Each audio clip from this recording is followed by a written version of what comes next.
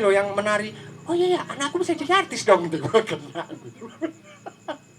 Udah masuklah ke lurah ya kan, ibu lurah, dibantulah lingkungan kita ini kan lingkungan sekian, kelurahan bla bla bla, kan lurahnya ibu, iya. Nah ini anak-anak talentanya keren loh, daripada dia kriminal, daripada dia membuat yang tidak menyenangkan masyarakat di sini, iya pula ya dek katanya. Iyalah ibu dukunglah, apa yang bisa saya dukung bu, itu ada sound system kan, kalau kita menari kan butuh musik, begitu kalau menyanyi butuh sound system, nggak ada duit kami bu. Ya udahlah, atas nama kelurahan kami dukung, masuk lagi nih Pak Camat apa kabar kan gitu. Begitu aja, jadi akhirnya berhasil. Nah didukung juga ada sih kekurangan dikit, saya hubungin produk, pada saat itu produk rokok. Nah, dia butuh memang kreasi seperti itu. Ya udah matching lah, mantap lah kan gitu. Kalian buat inilah, nanti aku kasih rokok lah katanya gitu kan. Bang jangan rokok aja. Kami makan nasi bukan makan rokok gitu kan. Yang merokok rokok, yang nggak merokok gimana? Ya udah kita support panggung sama lighting. Wih mantap, cocok, sound system tadi udah didukung. Panggung kan belum didukung, rupanya sponsor tadi lah yang mendukung. Ya udah bersyukur akhirnya kita bisa membuat itu. Ya seperti itulah kira-kira. Jadi kreasi itu tetap berjalan. Nah, begitulah kalau Wapres melakukannya seperti itu. Ada saatnya idealis, ada saatnya kita membutuhkan teman-teman yang bisa membuka diri, dan kita akan membuka diri. Jadi pada akhirnya itu tetap berjalan dengan baik. Demikianlah kalau dari saya. Oke, terima kasih Bang Minor. Mainnya ada tentang idealis dan tentang proposal itu gitu biasanya itu di kata apanya Bang ya, proposal. Jadi kalau kayak dibilang Bang Santus tiketing, aku pernah ngalamin tuh Bang. 2015 2016 aku buat event di kampus. Waktu itu masih zaman terminal futsal, Amalium Polkot, aku buat di kampus, terinspirasi juga dari Piturum gitu. Dan ternyata memang tiketing itu berhasil. Masuk ke 2017, biasanya yang beli tiket waktu itu 2015 2016 itu anak-anak SMP SMA itu gitu. Masuk ke 2017 kami tes lagi event yang tiketing, nggak ada gitu bang. Ternyata aku melihatnya ini adalah seperti bola, ada putarannya gitu. Aku ingin tanya ke Pitorum, apakah dari 2010 sampai 2020 sekarang pola tiketing itu masih berlaku bang? Bukan masih berlaku ya, efisien atau memang ada masanya gitu bang? Karena aku pernah ngalamin 2015 2016 ada 5 event yang memang pakai tiket, nggak perlu sponsor, nggak perlu pemerintah gitu, berhasil gitu. Jadi sistemnya kami contoh dari itu gitu. Jadi ada tiket yang duluan kan gitu, dulu pre-sale itu untuk panjar band dan sound gitu, on the spot untuk bayar sisanya semua gitu. Apakah Piturum juga pernah mengalami fase di tahun ini nggak berlaku nih ternyata tiketing gitu? Bisa cerita bang? Iya. Jadi sebenarnya bahasanya kan bukan nggak perlu ini, nggak penting ini, nggak perlu ini, bukan. Tadi dasar pemikirannya karena teman-teman banyak yang berkegiatan independen, mengatasnamakan indie gitu, mengatasnamakan pergerakan sendiri gitu. Maka saya menganjurkan ke teman-teman memperkuat silaturahmi, memperkuat pertemanan antar scene agar tiketing bisa berjalan.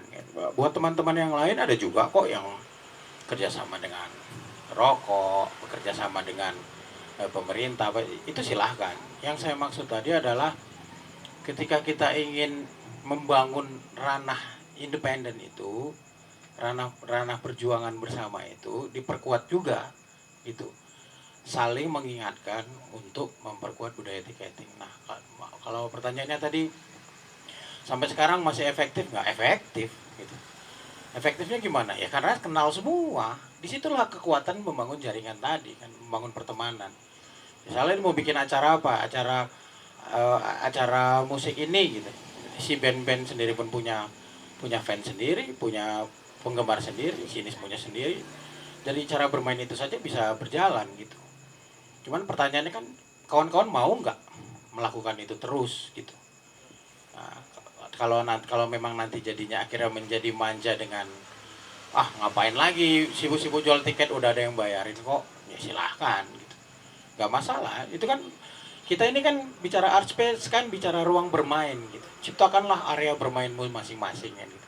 Ada yang mainnya seperti ini, ada yang mainnya di ranah independen, ada yang mainnya di ranah suka-suka, ada ranah cari uang. Nah, kita semua tahu lah maksudnya.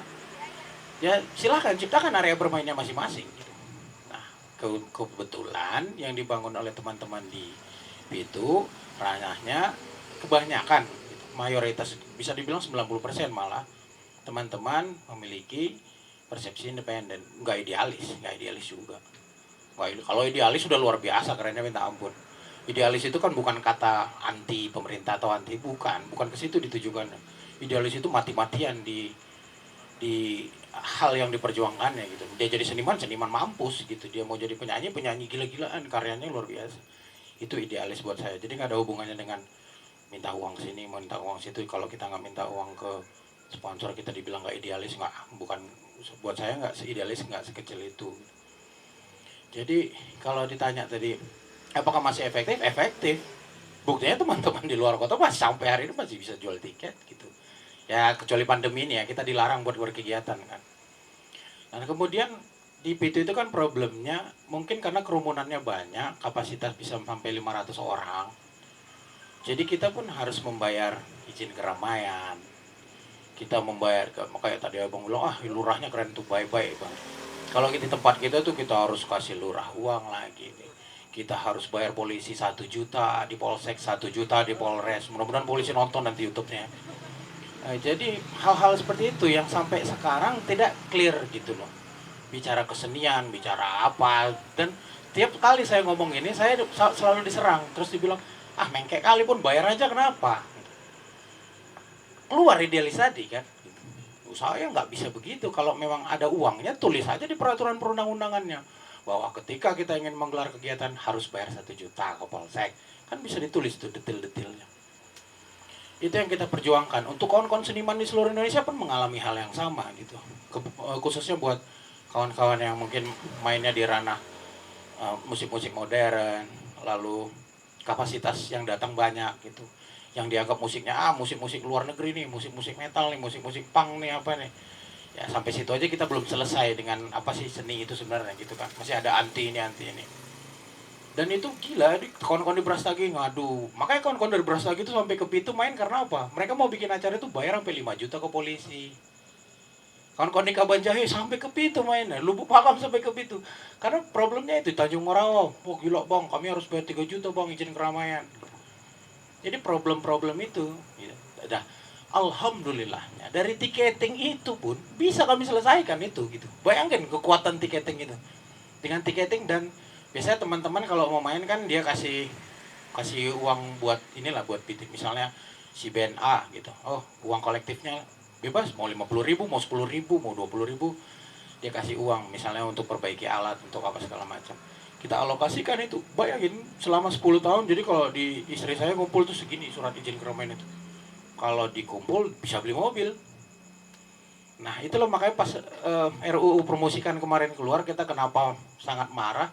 Nggak ada detail cantuman itu gitu, bahwa ketika kawan-kawan ingin membuat kegiatan yang berkerumun, misalnya di atas 300, ada sih di polisi itu kan saya baca di atas 100 ini, dan semuanya itu hanya kita melapor sebenarnya kan. Pak, kami mau bikin acara, kami melapor, dilayangkanlah surat, boleh. Ternyata di Medan ini kita harus bayar. Di Polsek bayar 1 juta, di Polres bayar 1 juta. Untung ke Polda nggak, Polda bisa 5 jutaan kalau itu ya kan. Karena kapasitas kita kecil lah. Jadi buat saya memang yang ngomong ini, tapi aku yakin satu Indonesia banyak yang mengalami. Ya, kalau bisa, kalau ada yang nonton YouTube ini, jangan diem. Tiap hari itu, suarakan hal itu gitu, supaya kalaupun keluar nanti RUU promosikan, dicantumkan masalah tentang izin keramaian itu di dalamnya, agar kita bisa lebih leluasa lagi. Gitu tuh lah. Itu pun bang, ketika kita udah bayar surat izin, polisinya pun datang kita bayar lagi tuh biasa ya. Gitu kan? Ya, udah tahu lah. Ya. Bayangkan berarti kekuatan tiket itu sanggup bayar mereka gitu. Sanggup. Apalagi kalau itu izinnya nggak bayar gitu kan. Iya. Berarti udah bisa seperti abang bilang tadi, Iya. Avanza. Betul. Untuk transportasi band-band. Itu kekuatan kesadaran membeli tiket, budaya membeli tiket itu luar biasa sebenarnya. Itu. Makanya artis-artis luar negeri yang kita lihat besar, Queen apa segala macam, mereka Iya. bisa sampai sebesar sekarang emang gara-gara karena tiket, bukan karena apa-apa. Emang zaman itu udah ada ini apa namanya, sudah ada digital platform untuk dijual. Zaman Queen, zaman The Beatles nggak ada. Tapi ketika Wimbledon dipakai Beatles buat konser, yang masuk sejuta orang misalnya, 1 juta ya udah kaya. Gitu. Di mana-mana dia konser, tiket habis. Nah kalau kita melihat itu dan setiap hari kita suarakan budaya itu dikuatkan, ya menurut saya itu solusi juga, tanpa menutup kemungkinan kita memang bekerja sama dengan yang lain-lain. Tapi titik kesadaran kita untuk tiketing itu membantu sekali buat seniman-seniman, terutama buat seniman-seniman yang apa ya, dia ingin menjual karyanya gitu kan, dia ingin memainkan karyanya gitu, dan dia ingin mendapatkan dampak langsung di ruang gitu, di art space itu. Ya otomatis ya dia nggak ada kekuatan channel apa misalnya, ya, kekuatan untuk mensejahterakan si senimannya bagaimana ya, kita beli tiketing buat support beliau gitu kira-kira. Oke bang, ini kayak udah jam 9:30, lebih enak nanti kita bincangnya di apa. Aku pengen tanya ke abang dua, Bang Minor dulu. Kesulitan dalam membangun ruang ini apa bang? Kesulitan yang abang alami. Oke, kalau yang namanya membangun pasti ada kemudahan dan ada kesulitan ya. Kalau kesulitan ini kembali lagi tadi, jadi secara komunitas ya, nah kita kurang kuat, jadi memang harus dibangun secara perlahan, itu sebuah kesulitannya. Kemudian rasa memiliki itu sepertinya ya belum maksimal, itu aja sih kesulitannya. Jadi sulit kita untuk menggebrak atau